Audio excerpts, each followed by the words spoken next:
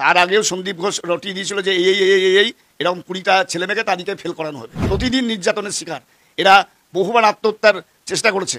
আপনারা তো সবাই জানেন যে সমস্ত দুর্নীতির জড় তো উনি। সন্দীপ ঘোষের সন্তানদের প্রতি তো কেউ নির্যাতন করেনি। উনি তো আমার সন্তানের প্রতি গত 4 বছর ধরে বিভিন্নভাবে নির্যাতন করেছেন এবং আমার ছেলে 2-3বার আত্মহত্যা করতে গিয়েছে। প্রত্যেকটা ছাত্রকে ওখানে ক্রিমিনাল তৈরি করছেন উনি। অট্ট হাসি হাসছে সন্দীপ ঘোষ সহ সবাই, যে এই এম্বারাসিং সিচুয়েশন থেকে বেরিয়েছে। আমার ছেলে সঙ্গে সঙ্গে হাওয়া করে কাঁদতে কাঁদতে ফোনে বলছে, বাবা আজকে আমি আত্মহত্যা করবো। সেইখান থেকে গিয়ে প্রতিদিন ছেলের চোখের জল, প্রতিদিন আমি এবং ওর মা 299 র্যাঙ্ক করে আরজি করে সার্জেন হবে বলে গিয়েছিল।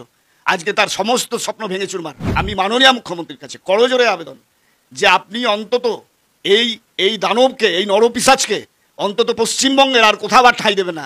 আরজিকর প্রথমে কি বলবো, ভাষা খুঁজে পাচ্ছি না।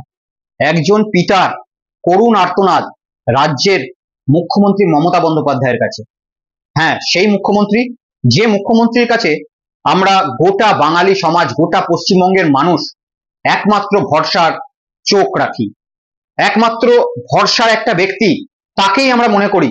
কারণ সর্বক্ষেত্রে আমরা দেখেছি যে মুখ্যমন্ত্রী মমতা বন্দ্যোপাধ্যায়ের কিছু ক্ষেত্রে সদিচ্ছা অবশ্যই থাকে, কিন্তু তার নিচে যারা বসে রয়েছে তাদেরকে সর্বদা একজন অবাধ্য ছেলেকে যেরকম মা সর্বদা কন্ট্রোল করতে পারে না, ঠিক সেভাবেই অবাধ্য কিছু সরকারি জায়গায় বসে থাকা গুন্ডা, কোট আনকোট গুন্ডা, দুষ্কৃতী, তাদেরকেও সবসময় কন্ট্রোল করতে পারছেন না আমাদের রাজ্যের মুখ্যমন্ত্রী। এটাই কি প্রশ্ন উঠছে? আমার জানা নেই, প্রশ্নের উত্তর আপনারা দেবেন, কমেন্টস আপনারা করবেন। কিন্তু তার আগে আজকের যে প্রতিবেদন, আজকের যে আপনাদের সঙ্গে আলোচনা, সেটা হচ্ছে আরজি করের প্রভাবশালী, ক্ষমতা সম্পন্ন এবং নাকি বাহুবলী চিকিৎসক জগতের সেইখানকার সন্দীপ ঘোষকে নিয়ে। আরজি কর কলেজের প্রাক্তন প্রিন্সিপাল সন্দীপ ঘোষ, তার নামে ভুরি ভুরি অভিযোগ। তার নামে এখন সেই কেঁচো খুঁড়তে কেউটে বলে, সেই কেঁচো খুঁড়তে কেউটের মতো ভুরি ভুরি কেউটে বেরোচ্ছে তার নামে। আর এই আরজি করের সন্দীপ বসুকে নিয়ে একজন করুণ পিতার আর্তনাদ আপনারা শুনলেন। TV9 সাক্ষাৎকার দিয়েছেন এই ব্যক্তি, তার পুরো সাক্ষাৎকার TV9 ওয়েবসাইটে রয়েছে, আপনারা চাইলে দেখতে পারেন। কিছুটা আপনাদেরকে দেখালাম যে আজকে আরজি করের একজন প্রাক্তন ছাত্রের পিতা শুধুমাত্র এসেছে। এরকম কত ছাত্রীর পিতা থাকতে পারে যারা তার মেয়ে যাতে বদনাম না হয়ে যায় বা তাদের ছেলের যাতে ভবিষ্যতে কোন রকম কলঙ্ক না লাগে, সেই ভয়ে হয়তো সামনে আসছে না। একজন সাহস করে সামনে এসছেন, তাকে আমি কুর্নিশ জানাই। কিন্তু এই সন্দীপ ঘোষ, কিসের জন্য তার এত প্রভাব আমাদের জানা নেই, কিন্তু আমাদের এটুকু জানা রয়েছে, এই সন্দীপ ঘোষের জন্য রাজ্যের মুখ্যমন্ত্রীর মুখ পুড়ল, তার সাথে সাথে রাজ্য সরকারের মুখ তো পুড়ছেই। প্রত্যেকটা দিন বুলেট মির্জা থেকে শুরু হয়েছে, আপনাদের শাহজাহান থেকে শুরু হয়েছে, তারপরে জেসিপি, জায়েন্ট, কত কিছু বেরিয়েছে, কিন্তু তারা ছিল সব একটা ছোট্ট দেশলাই কাঠি। আর এই সন্দীপ ঘোষ, যার নামে শোনা যাচ্ছে এত বড় বড় দুর্নীতির অভিযোগ, এই সন্দীপ ঘোষ হচ্ছে সেই দেশলাই কাঠির গোটা একটা বাক্স। তাই তো শোনা যাচ্ছে সমস্ত কিছুতে এই সন্দীপ ঘোষের নাকি হাত রয়েছে। তরুণী যে নির্যাতিতা আমাদেরকে ছেড়ে চলে গিয়েছেন, তার নাম আইনত কারণে, তার ছবি আইনত কারণে হয়তো আপনাদের সামনে কোনো মিডিয়া প্রকাশ করতে পারছে না, কিন্তু তার ছবি সকলের মনে রয়েছে। যে নির্যাতিতা তরুণী আমাদেরকে ছেড়ে চলে গিয়েছেন, তার মৃত্যুতে আজকে গোটা চিকিৎসক জগৎ থেকে শুরু করে গোটা পশ্চিমবাংলাবাসী দলমত নির্বিশেষে, কোন রকম কালার, কোন রকম বর্ণ নয়, সবাই একত্রিত হয়েছেন। কারণ সবার ছাত্র ছাত্রী, সবার পরিবারের সন্তান কোথাও না কোথাও, কোনো না কোনো হোস্টেলে শিক্ষা লাভ করছেন, কোথাও না কোথাও রাত্রে বাবা মাকে ছেড়ে তারা হোস্টেলে রয়েছেন। তাই সকলের মনে একটা ভয় রয়েছে, তাই সকলে এই আন্দোলনে সামিল হয়েছেন। কিন্তু সন্দীপ ঘোষকে সরায় কার সাধ্যি? কে সন্দীপ ঘোষ? কিসের এত পাওয়ার? কি করে এত বাহুবলী হলো? প্রশ্ন রাজ্য সরকার খুঁজবে। কিন্তু যে সন্দীপ ঘোষের জন্য আজকে রাজ্য সরকারকে মুখে চুনকালি মাখতে হচ্ছে, রাজ্য সরকারকে কলকাতা হাইকোর্টের প্রধান বিচারপতি তুলোধনা করলেন যে সন্দীপ ঘোষের এত প্রভাব কিসের জন্য, যে মাত্র পদত্যাগ দেওয়ার 4 ঘন্টা পরে তাকে আবার একই পদমর্যাদায় অন্য একটি মেডিকেল কলেজে স্থানান্তরিত করা হলো। কিসের জন্য? কার প্রভাব? কে রয়েছে সন্দীপ ঘোষের পেছনে? কে পাঠায়? তার এই প্রভাবের পেছনে কার মদত? প্রশ্নের উত্তর অজানা, প্রশ্নের উত্তর খুঁজবে। আশা করব রাজ্যের মুখ্যমন্ত্রী, আশা করব তৃণমূলের নবজোয়ারের কর্ণধার মাননীয় অভিষেক বন্দ্যোপাধ্যায় অন্তত তাদের মুখ থেকে যে কথাগুলো আমরা যুব সমাজ শুনি, তৃণমূল কংগ্রেসকে বিশ্বাস করি, তৃণমূল কংগ্রেসের সরকারকে বিশ্বাস করি, মানুষের পাশে থাকার আশ্বাস মমতা বন্দ্যোপাধ্যায় সর্বদা দেন, সেই আশ্বাস থেকে আমরা এতটুকু বিশ্বাস করি যে সন্দীপ ঘোষের মতো রাঘব বোয়ালের যখন আঁচ মমতা বন্দ্যোপাধ্যায়ের কাছে পড়েছেন এবং তার জন্য যখন কলঙ্ক লেগেছে রাজ্য সরকারের, অবশ্যই মমতা বন্দ্যোপাধ্যায় এর কিনারা করবেন, এটা আমাদের আশা। এখনো পর্যন্ত সেই ব্যক্তিটাকে প্রচুর তৃণমূল কংগ্রেসই বিশ্বাস করে, এখনো পর্যন্ত সেই ব্যক্তিটাকে প্রচুর রাজ্যের সাধারণ মানুষ বিশ্বাস করে, তাই জন্য মমতা বন্দ্যোপাধ্যায়ের উপরে এখনো পর্যন্ত কোনো কালি লাগেনি। কিন্তু মমতা বন্দ্যোপাধ্যায়ের কালি না লাগাকে এই সন্দীপ ঘোষের মতো বিভিন্ন জায়গায় বসে থাকা দেশলাই কাঠির গোটা বাক্স তারা দিনের পর দিন কুরুচিকর জায়গায় নিয়ে যাচ্ছে। প্রত্যেক দিন মান সম্মানের সঙ্গে জড়িয়ে উঠছে আজকে আমাদের পশ্চিমবঙ্গের এই সরকারি ব্যবস্থা। আজকে আপনি একবার চিন্তা করে দেখুন যে সন্দীপ ঘোষ, যার নামে শোনা যাচ্ছে যে তিনি আগে নাকি দুবার বদলি হয়েছেন, কিন্তু বদলি হয়ে তার জায়গায় যে এসেছে তাকে সে জয়েন করতে দেয়নি, সাথে সাথে আবার সে ট্রান্সফার অর্ডার নিয়ে এসে ট্রান্সফার অর্ডারকে ক্যান্সেল করে আরজি করেছিলেন।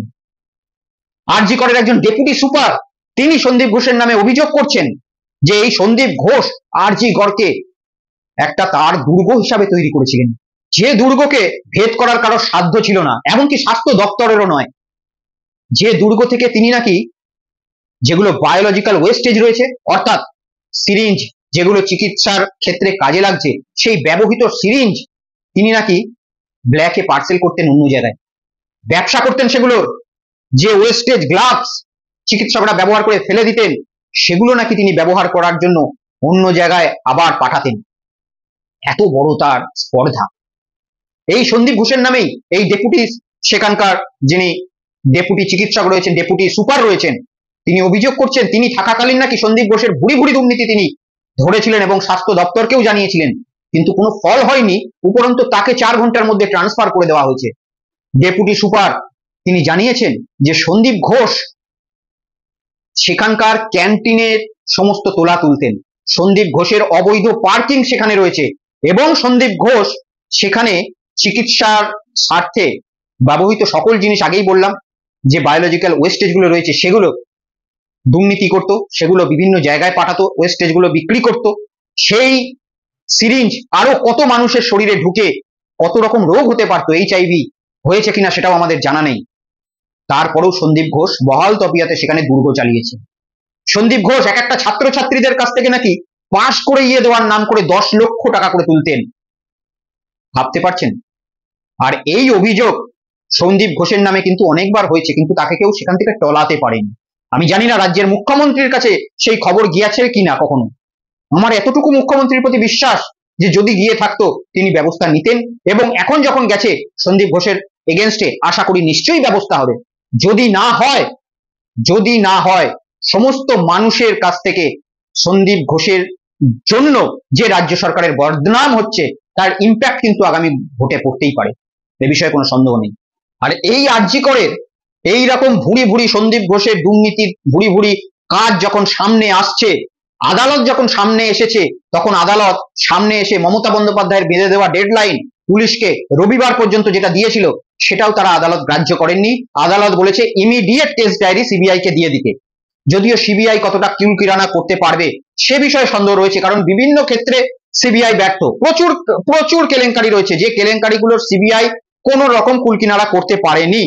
আর বর্তমানে রাজনৈতিক প্রতিহিংসা ছাড়া সিবিআই আর অন্য কোনো কাজে ব্যবহৃত তো হচ্ছেই না। তাই সিবিআই, আমি আশা করব যে সিবিআই অতি দ্রুত যেন কেসটাকে মানে ব্রেক করতে পারে। তার সাথে সাথে সিবিআই এর সাথে সাথে রাজ্য পুলিশও যদি এরকম কোনো প্রভিশন থাকে নিজেরাও চেষ্টা করবেন এবং অতি দ্রুত যাতে এরা যে ক্রিমিনালরা রয়েছে তারা যেন বিহাইন্ড দ্য বার্স যায়। অর্থাৎ সৌমেন যে ব্যক্তিকে ধরা পড়েছেন, সৌমেন রায় সম্ভবত তার নাম, যে নির্যাতিতার সঙ্গে কুকর্ম করেছেন এটা বলা হচ্ছে এবং সৌমেন রায়কে ধরা হচ্ছে। বিভিন্ন ক্ষেত্রে এতটুকু পরিষ্কার, সৌমেন রায়ের যা চেহারার সাইজ দেখলাম, সৌমেন রায়ের যা মাপকাঠি দেখলাম শারীরিক, তাতে ওই রকম পাশবিক নির্যাতন একটা চিকিৎসককে, একটা একদম প্রাপ্তবয়স্ক পূর্ণবয়স্ক মহিলাকে ওই রকম পাশবিক নির্যাতন একটা মানুষের পক্ষে সম্ভব নয়, অন্তত সৌমেন রায়ের যে চেহারা তা অনুযায়ী তো নয়। আমি যদি যে অভিযুক্ত সৌমেন রায়, সম্ভবত তার নাম, যদি ভুল বলে থাকি ক্ষমা করবেন, এই মুহূর্তে আমার মনে হচ্ছে ওর যেন সৌমেন রায় নাম, তবুও যদি ওই ব্যক্তি একা এটা করে থাকে তাহলে মানে এটা বিশ্বাস করা অসম্ভব হচ্ছে। সকল সাধারণ মানুষের পক্ষে তো হচ্ছেই, আমার পক্ষেও হচ্ছে, পরিষ্কার কথা বলছি। কারণ একটা ওই চেহারার মানুষের, খুব একটা লম্বা চওড়াও নয়, খুব একটা মোটাসোটাও নয়, এবং ট্রেন্ড পুলিশ অফিসারও নয়, সামান্য একটা সিভিক, তার পক্ষে একটা মহিলাকে ওইভাবে কন্ট্রোল করা এবং তার সাথে তার গোটা শরীরকে ভেঙে দেওয়া, তার সঙ্গে দুষ্কর্ম করা, এটা খুব একটা মানে বিশ্বাস হচ্ছে না, খটকা লাগছেই। তাই এর পেছনে আমার যতদূর ধারণা আরো কেউ রয়েছে। কে রয়েছে, কাকে বাঁচানোর জন্য এই যে প্রিন্সিপাল, একটা অডিও ক্লিপ ভাইরাল হয়েছে, আপনারা সকলেই শুনেছেন, প্রিন্সিপাল নাকি যে আন্দোলনটা আরজি করে করাচ্ছে সেটাও নাকি মেকি, সেখানে নাকি তার অনেক স্টুডেন্ট ইন্টার্ন রয়েছে যারা এই কাণ্ডটা জানে যে কারা করেছে, শুধুমাত্র নজর ঘোরানোর জন্য এরকম নাটক চলছে। একটা অডিও ক্লিপস আপনারা শুনেছেন, এবং আমার বিশ্বাস ওই অভিযুক্ত যাকে ধরা হচ্ছে সে কোনো না কোনো কাজে ওর সঙ্গে যুক্ত অবশ্যই রয়েছে, ও একা নেই, ওর সঙ্গে আরো 2 থেকে 3 জন রয়েইছে, থাকতেই হবে, তার না হলে অত বড় একটা প্রাপ্তবয়স্কা মহিলাকে যে ডাক্তার, তাকে ওইভাবে কন্ট্রোল করা সম্ভব হবে না। আর তার সাথে সাথে এটাও প্রশ্ন উঠছে যে যারা ওই অভিযুক্তের সঙ্গে ছিলেন তারা কি ওই কলেজেরই ইন্টার্ন? একটা জায়গায় শুনলাম যে ওই কলেজের ইন্টার্ন নাকি এর সঙ্গে জড়িয়ে, এবং সেই ইন্টার্ন নাকি একজন রাজ্যের প্রভাবশালী মন্ত্রীর ছেলে, যে প্রভাবশালী মন্ত্রীর জন্য তড়িঘড়ি এইসব কিছু করা হচ্ছে। তাই যে ভয়েস ক্লিপ বেরিয়েছে সেটা সত্যতা কেউ যাচাই করেনি। বিরোধী রাজনীতি দল তারাও এই ঘোলা জলে ময়দানে নেমে যাওয়ার জন্য এইরকম ভয়েস ক্লিপ তৈরি করে বাজারে অনেক সময় ছেড়ে দেওয়া হয়। 2টো ভয়েস ক্লিপ তৈরি করে মিডিয়ার কাছে এরকম মানুষের পারসেপশনকে অন্য জায়গায় ফেলে দেওয়ার জন্য তৈরি করা হয়। তাই ভয়েস ক্লিপের সত্যতা যাচাই করা উচিত। কিন্তু বিভিন্ন মহলে, আজ থেকে TV9ও একটা জায়গায় আমি দেখলাম একটা বড় রিপোর্টার, তিনিও বলছেন যে এই সম্ভাবনা রয়েছে। বিভিন্ন ফেসবুকে ভাইরাল হচ্ছে, আমি ছবি দেখাচ্ছি, বিভিন্ন ফেসবুকে ভাইরাল হচ্ছে রাজ্যের একজন মন্ত্রী যার নাম সৌমেন মহাপাত্র, তার ছেলে নাকি এর সঙ্গে জড়িয়ে থাকতে পারে। এটা আমি বলছি না, সোশ্যাল মিডিয়ায় দেখছি। যদি সোশ্যাল মিডিয়ায় এরকম ঘটনা ভুলভাবে ছেড়ে রাখা হয় তাহলে পুলিশ ইমিডিয়েট ব্যবস্থা নিয়ে এগুলোকে উইথড্র করার চেষ্টা করুক।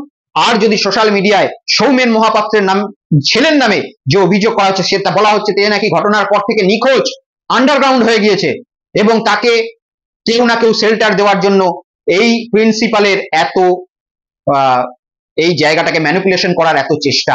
প্রিন্সিপাল তড়িঘড়ি বলে দিলেন যে আত্মহত্যা করেছেন। প্রিন্সিপাল এমনও বক্তব্য দিয়েছিলেন যে সেখানকার যে ডাক্তার নির্যাতিতা যিনি মারা গিয়েছেন সে কেন অত রাতে ওখানে ছিলেন, এটা কোনো কথা হতে পারে না। প্রিন্সিপালের তার নিজের মেয়ে হলে সেটা বলতে পারতো বলে আমার ধারণা নেই।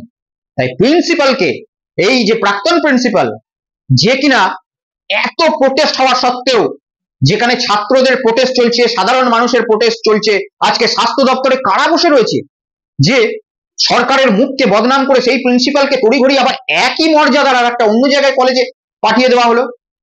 সেই প্রিন্সিপালের এত প্রভাব যে তাকে সাসপেন্ড করা যাচ্ছে না, সেই প্রিন্সিপালের এত প্রভাব যে তাকে কম্পার্টমেন্টাল ওয়েটিং এ পাঠানো যাচ্ছে না, ছুটিতে পাঠানো যাচ্ছে না। কে সেই প্রিন্সিপাল, কে রয়েছে তার পেছনে? আমার তো মনে হয় যে এই প্রিন্সিপালের পেছনে স্বাস্থ্য দপ্তরের কোনো হেভিওয়েট লোক অবশ্যই রয়েছে। তা না হলে এই প্রিন্সিপালকে মাত্র 4 ঘন্টার মধ্যে সে ইস্তিফা দেওয়ার সাথে সাথে তাকে ট্রান্সফার করে ক্যালকাটা ন্যাশনাল কলেজের আবার ওই একই পদমর্যাদায় বসিয়ে দেওয়া হলো যেখানে তাকে সাসপেন্ড করে দেওয়া হতো। 2 জন নিরাপত্তা রক্ষীকে সাসপেন্ড করা হলো, অথচ এই প্রিন্সিপালকে আবার একই পদমর্যাদায় বসিয়ে দেওয়া হলো। কেন? সে প্রিন্সিপাল আর 2 জন নিরাপত্তা রক্ষী গরিব বলে, তাদের পিছনে কেউ নেই বলে? সমাজ প্রশ্ন করবে, এই তথ্য উঠবে। কোন সরকার, কোন রাজনৈতিক দল, কোন বিজেপি, টিএমসি, কংগ্রেস, সিপিএম কারুর হয়ে আমার পেজ কথা বলবে না। যেটা সত্য, মানুষের জন্য যেটা ভালো, সেটার জন্য আমার পেজ কথা বলবে। তাই তৃণমূল কংগ্রেসের যদি কোনো মন্ত্রীর ছেলের মধ্যে যুক্ত থাকে, অবশ্যই সিবিআই সেটাকে উদ্ঘাটন করুক, অবশ্যই পুলিশ সেটাকে উদ্ঘাটন করুক, এবং কঠোর থেকে কঠোরতম শাস্তি দেওয়া হোক। কারণ একজন ব্যক্তির জন্য রাজ্যের মাননীয় মুখ্যমন্ত্রীর মুখকে বদনাম দিনের পর দিন যদি হতে হয়, তাহলে সেটা জয়ে নিচু তলায় তৃণমূল কংগ্রেসের কর্মীরা রয়েছে তাদের পক্ষে মেনে নেওয়া সম্ভব নয়। প্রত্যেকটা তৃণমূল কংগ্রেসের নিচু তলার সৈনিক পেটে গামছা বেঁধে দিনের পর দিন লড়াই করেছে, তারা কি পেয়েছে? তারা কিচ্ছু পায়নি। তারা দিনের পর দিন কেউ জেল খেটেছে, কেউ দুটো ফিস্ট খেতে পেরেছে, কেউ হয়তো রাস্তার ধারে চায়ের দোকান করে দিন চালিয়েছে। আর প্রভাব খাটিয়ে এই সমস্ত যারা রয়েছে, এই প্রিন্সিপাল, সেই প্রিন্সিপালরা প্রভাব খাটিয়ে এই সমস্ত দুষ্কর্ম করে বেড়াচ্ছে, রাজ্য স্বাস্থ্য দপ্তরকে নিজেদের আঙুলে নাচাচ্ছে। আজ তৃণমূল, কাল বিজেপি, পরশু সিপিএম, তারপরের দিন কংগ্রেসে ঘুরে বেড়াচ্ছে। আর আপামর যারা নিচু তলার কর্মী, শুধু তৃণমূল কংগ্রেস নয়, বিজেপি, তৃণমূল, সমস্ত সিপিএম নিচু তলার কর্মী, তারা গড়াগড়ি খাচ্ছে রাস্তায়। নিজের দলের মুখটা কিভাবে উজ্জ্বল হবে, নিজের দলের জন্য কতটুকু খাটা যাবে, রাত্রির 12টার সময় ভোটের আগে ফ্ল্যাগ লাগাবে, রাত্রির 3টের সময় ভোটের সময় উঠে ক্যাম্পে বসবে, আবার পুলিশের মার খাবে, মিলিটারির লাঠির ডান্ডা খাবে নিচু তলার কর্মীরা। আর এই ওপরের তলায় বসে থাকা এই প্রিন্সিপালদের সাহেবদের মতো লোক, আর এই কিছু কিছু মন্ত্রীর যারা লোক রয়েছে, যাদের ছেলেরা পার্টি করতেও আসে না, পার্টির ধারে কাছেও যায় না, তাদের জন্য বদনাম হতে হচ্ছে। রাজ্যের মুখ্যমন্ত্রী, যে মুখ্যমন্ত্রী মমতা বন্দ্যোপাধ্যায়ের মুখ সর্বত্র নারীদের সুরক্ষার জন্য ব্যবহৃত করা হতো, আজ নারীদের কলঙ্কের জন্য রাজ্যের মুখ্যমন্ত্রীকে অনেকে ট্রোল করছে। এটা আমাদের মতো তৃণমূল কংগ্রেস তৃণমূল স্তরের সৈনিকদের মেনে নিতে কষ্ট হয়। তাই অতি শীঘ্র বলবো যে জড়িত থাকুক, এবং কেনই বা রাজ্যের মন্ত্রীর ছেলে সৌমেন মহাপাত্রের নাম ঢুকছে, কেনই বা তড়িঘড়ি, অবশ্যই তাকে ডেকে জিজ্ঞাসা করা হোক। এই যে প্রিন্সিপাল রয়েছে, কিসের জন্য তারা তো বহাল তবিয়ত, তাকে ইমিডিয়েট অ্যারেস্ট করে জিজ্ঞেস করা উচিত। আমার তো মনে হয় সিবিআই দ্বারা ইমিডিয়েট অ্যারেস্ট করা উচিত তাকে। অন্তত অ্যারেস্ট করলে নির্যাতিতার কিভাবে মৃত্যু হয়েছে তার সঙ্গে সে যদি জড়িয়ে নাও থাকে, যে দুর্নীতিগুলোর কথা ডেপুটি সুপার বললেন, সেগুলোর তদন্ত হওয়া উচিত। রাজ্য সরকারের ইমিডিয়েট তাকে স্যাক করা উচিত। রাজ্য আজকে কোর্টকে কেন বলতে হলো, রাজ্য স্বাস্থ্য দপ্তর কেন এত উদাসীন? মানুষ এতে ভালোভাবে নিচ্ছে না, এটা ভাবতে হবে। সাধারণ মানুষকে কিন্তু গ্যারান্টির সঙ্গে নিলে চলবে না। সাধারণ মানুষ কারণ নয়, সাধারণ মানুষকে এত হালকাভাবে নিলে চলবে না। তৃণমূল কংগ্রেসের সরকার সাধারণ মানুষকে এই কেসে যদি হালকাভাবে নেয়, তার জন্য কিন্তু ভোগান্তি তৃণমূল কংগ্রেসকে ভুগতে হবে আগামী দিনে। এইরকম রাঘব বোয়ালদের আড়াল করতে যদি যাওয়ার চেষ্টা করে স্বাস্থ্য দপ্তরের কোনো কর্তা, তাকেও খুঁজে বের করা হোক এবং ইমিডিয়েট ব্যবস্থা করা হোক। মমতা বন্দ্যোপাধ্যায় যখন বলেছে দৃষ্টান্তমূলক শাস্তি হবে, সে বারবার বলছে সে নির্যাতিতার বাড়ি গেছেন, এখনো পর্যন্ত সেই ব্যক্তিটার উপর রাজ্যের মানুষের ভরসা রয়েছে। তাই এসব চুনোপুটিদের যে কারুকার্য, সেগুলো দুদিনের জন্য হাওয়া পেলেও পরে মমতা বন্দ্যোপাধ্যায়ের ছবির জন্য ঢাকা পড়ে যায়। কিন্তু আমি আশঙ্কিত, আমি চিন্তিত, কতদিন একটা ব্যক্তির মুখের দিকে তাকিয়ে রাজ্যের মানুষ কতদিন সহ্য করবেন। তাই অতি শীঘ্র এই যে প্রিন্সিপাল রয়েছিলেন আরজি করের, সন্দীপ ঘোষ, তাকে অতি শীঘ্র সাসপেন্ড করা উচিত, কাস্টডিতে নেওয়া উচিত এবং দুর্নীতির জন্য তার ট্রায়াল করা উচিত। এটা আমার মনে হয়। আপনাদের কি মনে হয় আপনারা জানাবেন। প্রচুর এরকম ভুড়ি ভুড়ি অভিযোগ রয়েছে, ক্লিপিংস রয়েছে, সমস্ত কিছু বিভিন্ন বড় বড় চ্যানেলে অ্যাভেলেবেল রয়েছে। সেই চ্যানেল থেকে দেখে দেখে আমি ক্লিপিংস আপনাদেরকে কিছু দেখালাম। যারা আমার চ্যানেল ফলো করছেন তারা অবশ্যই, যদি ভালো লাগে তারা সাবস্ক্রাইব করবেন ইউটিউবে, যদি খারাপ লাগে বলবেন, ফেসবুকে দেখে থাকলে ফলো করবেন চ্যানেলটাকে, আর কমেন্টস করবেন যে এই সন্দীপ ঘোষ কিসের জন্য এত তার বাড়বাড়ন্ত। আর এই সৌমেন রায় যাকে ধরা হয়েছে অভিযুক্ত, সম্ভবত তার নাম, সেই সৌমেনকে এই একাই কি এই কাজটা করতে পারে, এর সঙ্গে আরো কেউ আছে কি নেই, এসব বিষয়ে কমেন্টস আপনারা করুন। আপনাদের সকলে কমেন্টস পড়লে আমার ভালো লাগে। কালকে দেখা হবে অন্য কোনো একটা প্রতিবেদন নিয়ে। আজকে চলি, এবং ওই নির্যাতিতার আবার বলছি আত্মার শান্তি জানিয়ে, তার পরিবারের প্রতি সমবেদনা জানিয়ে আজকের ভিডিও শেষ করছি। জয় হিন্দ, বন্দে মাতরম, জয় বাংলা।